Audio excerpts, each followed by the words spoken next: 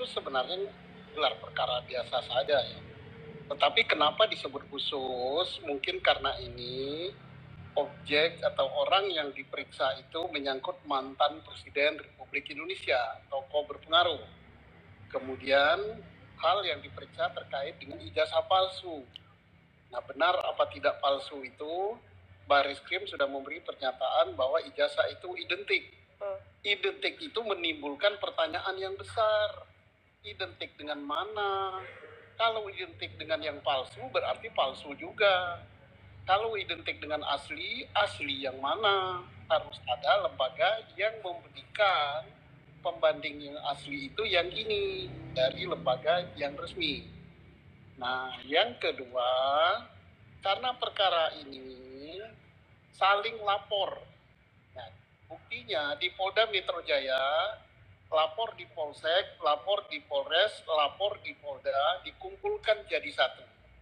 Nah, demikian juga mestinya Markas Besar Kepolisian Republik Indonesia Baris Krim Polri menarik perkara yang di Polda menjadi satu diperiksa di Baris Krim Polri supaya tidak ada persepsi masyarakat bahwa yang ini diperiksa di Polda, yang ini diperiksa di Mabes. Yang ini sudah menyatakan dihentikan penyelidikan, yang ini penyelidikan jalan terus. Jadi kita berharap ini ditarik ke markas besar. Tidak ada Polda menangani, Mabes menangani. Oke. Yang ketiga, bahwa harus perlakuan yang sama. Mengapa perlakuan yang sama? Jangan sampai yang melapor ke Polda terlihat lebih proaktif penyidiknya. Yang dilaporkan di Mabes terlihat penyidiknya kurang proaktif. Nah, kenapa? Di dalam hal ini bukan perkara perdata. Ini perkara pidana. Perkara pidana yang harus proaktif mencari alat bukti itu adalah pelapor.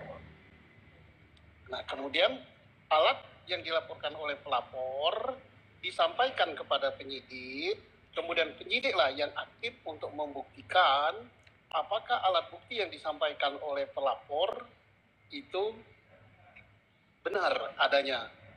Tidak hanya cukup jumlah alat bukti itu. Alat bukti, ada minimal alat bukti sesuai pasal 184 dan alat bukti yang satu dengan alat bukti yang lain harus saling berhubungan. Jadi bukan jumlahnya.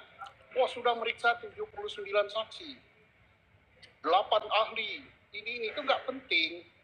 Walaupun hanya 2 saksi, walaupun hanya 1 ahli, tetapi satu sama lain bersesuaian. Itu kualitasnya bagus sekali. Nah, dikarenakan perkara ini, ya, perkara masih dua-duanya dalam taraf penyelidikan, maka harus hati-hati Polri menyelidiki. Nah, menyelidik itu hanya belum sampai masuk tahap penyidikan, belum pro justisia. Benar tadi kalau dikatakan ada panggilan, ya tidak datang nggak apa-apa, itu bukan panggilan, itu undangan. Undangan itu untuk mencari informasi. Itu tidak pro justisia. Beda dengan penyidikan. Penyidikan kalau sudah dipanggil 1 kali, panggil sekali lagi, masih tidak datang ya dijemput gitu. Baik. Kalau baik. ini tidak. Baik, Pak Susno. Mungkin sampai situ dulu karena kita nanti juga ingin tahu lanjutannya. Apakah kemudian ada potensi naik ke penyidikan? Akankah mungkin ada tersangka di Baris Krim Polri itu tadi? Saya tanggapi sedikit, Mbak. Baik, silakan, Pak Susno. Untuk kemungkinan ada tersangka sangat sulit, ya. Apalagi mentersangkakan pencemaran nama baik, ya, di Polda Metro itu sulit sekali. Karena apa? Harus dibuktikan dulu objeknya itu betul-betul asli. Nah, kalau objeknya saja tidak asli, ya berarti pencemaran nama baiknya gugur. Tapi kalau masih remang-remang, hanya identik, tidak bisa untuk mentersangkakan Pak Rismon CS gitu. Itu jadi sangat ditunggu, tergantung dengan terbukti apa tidak ijazah itu asli atau palsu. Oke, baik Pak Susno. Mas Rifai, ini menarik nih, kayaknya potensi ditemukannya tersangka